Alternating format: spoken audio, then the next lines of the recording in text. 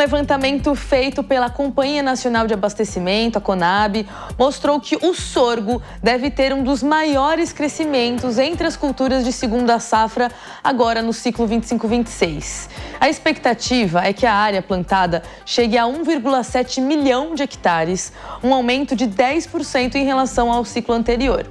Para analisar os motivos que levam à valorização do sorgo nessa safra, nós vamos conversar com o Rafael Toscano. Ele é responsável técnico da Orígeo. Bem-vindo ao Hora H do Agro. Obrigada pela sua participação, Rafael. Queria então que você explicasse agora, logo de cara, isso. O que está fazendo o produtor rural preferir o sorgo ao milho, pelo menos em algumas áreas na segunda safra, e que áreas são essas também? Obrigada de novo pela participação. Obrigado a você, Mariana, e a todos os ouvintes aí, uma boa tarde. Bom, eu vejo que o que leva o produtor hoje a optar pelo sorgo, e às vezes vem sempre o comparativo inicial é com o milho, né?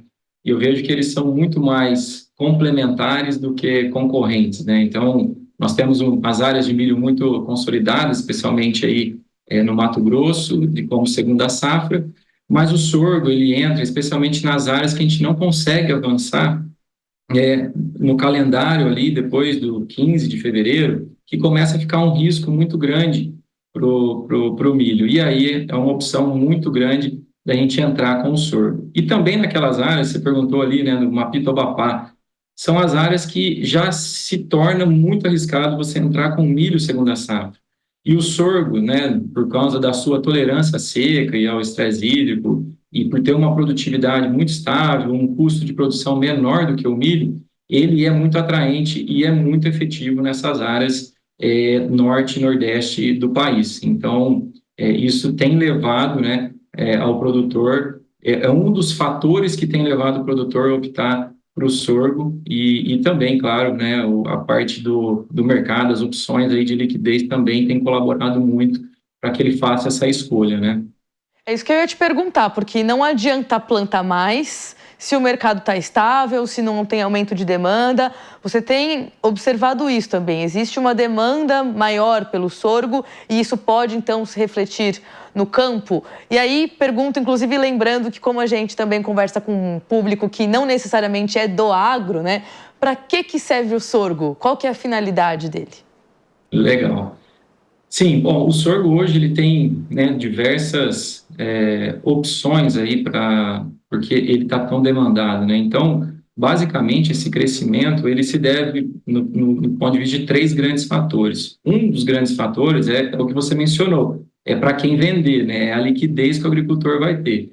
E aí entra as usinas de etanol. Então, nós estamos vendo aí que hoje já temos em torno de 26 usinas que usam, né, o milho e o sorgo, entre outros cereais, mas especialmente o milho e o sorgo, para produção de etanol no centro-oeste do país. E tem aí a construção de mais 16 usinas aí para os próximos 3, 5 anos, elevando muito a demanda desse cereal para o biocombustível, né? Então, além disso, a gente sabe que ele é muito bem utilizado também para alimentação animal, né? Então, hoje ele é utilizado, assim como o milho, para alimentação animal, né? O subproduto até, né, na produção de etanol, que é o DDG, né, que vamos falar ali, um resto da destilaria, é utilizado, né, com alto valor nutricional, muito parecido, ou mesmas garantias que o milho tem. Então, ele é muito utilizado também para alimentação animal. A própria China tem aumentado a participação, né, do uso dele na alimentação animal. Então, a China, falando novamente dela, que é o maior importador dessa cultura no mundo, né, e ela compra muito dos Estados Unidos, abriu as portas aí para a compra do sorgo brasileiro em 2024. Então, abre-se mais uma porta grande para que a gente torne a cultura muito mais líquida, vamos dizer assim, com muita opção para o agricultor vender. Então, é uma cultura agora que, dado essa opção que o produtor, ela se torna rentável, porque ela mitiga risco, né? Ela mitiga risco, ela permite que eu entre em áreas que antes eu não poderia entrar com uma outra cultura, que ficaria num pousio. Eu tenho também a liquidez, né? Por conta de tudo isso que eu expliquei. E aí entra também o outro pilar, que são as empresas de melhoramento e tecnologia, que permite que a cultura dê uma evolução e faça com que ela se torne rentável, porque ela vai produzir mais. Então, acho que são os três grandes fatores aí, né, que faz com que a cultura ganhe esse aumento de área e creio eu, né, que no médio e longo prazo esse crescimento vai se tornar cada vez maior, especialmente nas regiões do centro-oeste, norte e nordeste do país. Muito interessante, porque no começo do programa a gente também estava falando de etanol, de quanto que o etanol tem sido procurado por outros países para esse blending com gasolina, né? Tá tudo conectado.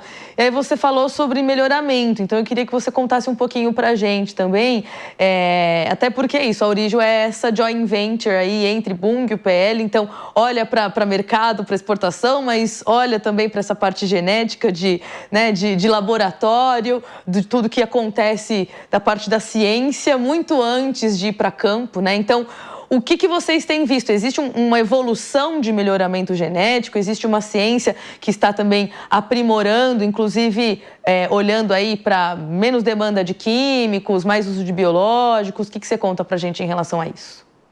Então, hoje, falando da Aurijo, né, nós temos aí a pretensão de ofertar, né, e trabalhar com os nossos clientes, que são os agricultores aí do Cerrado brasileiro, oferecendo, né, sementes de todas as culturas, novas culturas, inclusive, né, a gente tem esse desenvolvimento também, os próprios defensivos, fertilizantes, e assim a gente entra também com os biológicos. E nós temos um braço muito importante, que é a Advanta, que é uma empresa do mesmo grupo PL, que ela trabalha no melhoramento da cultura do sorgo. Então, ela, de forma, vamos dizer assim, é a primeira empresa no Brasil a ter essa tecnologia, que a gente chama de iGrow, que é uma tecnologia que permitiu o uso de um grupo químico de herbicidas, né, que é as imidazolonas, que faz com que a gente utilize, né, o herbicida, que faz o controle também das plantas daninhas na cultura.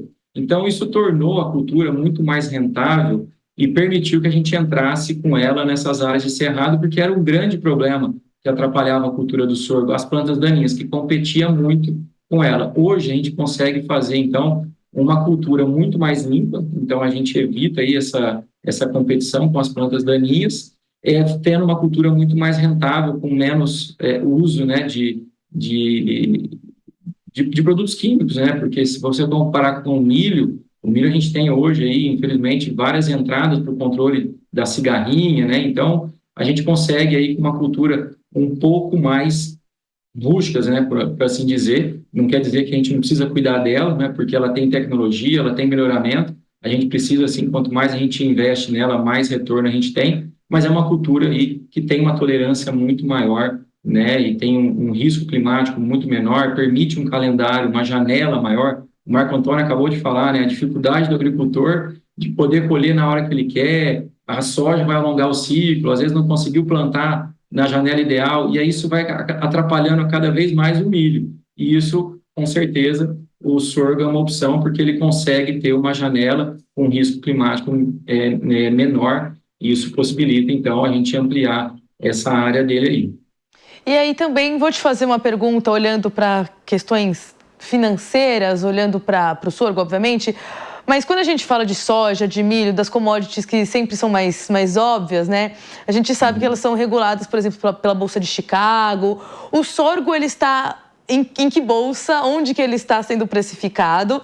E então, você trouxe um pouquinho, mas eu queria que você explorasse um pouco mais. Você acredita que vai haver, então, uma valorização da commodity? Vocês têm olhado isso a longo prazo, exatamente por uma questão, esses fatores que você colocou, né? Genética, maior demanda de mercado de etanol, adaptação geográfica agora já mais, né, favorável. Existe esse horizonte de que possa ter mais valorização financeira também dessa commodity? Então, Mariana, historicamente, o sorgo ele ficava ali longe do preço do milho, em torno de 20% até 30%, 25%. Isso historicamente. Mas, com essa demanda crescente das usinas de etanol, isso tem mudado muito o cenário. Então, conforme a necessidade de cada praça ali, né, de onde ela está instalada, ela necessita mais daquele cereal, ela faz com que o preço tenha se tornado cada vez mais próximo do milho.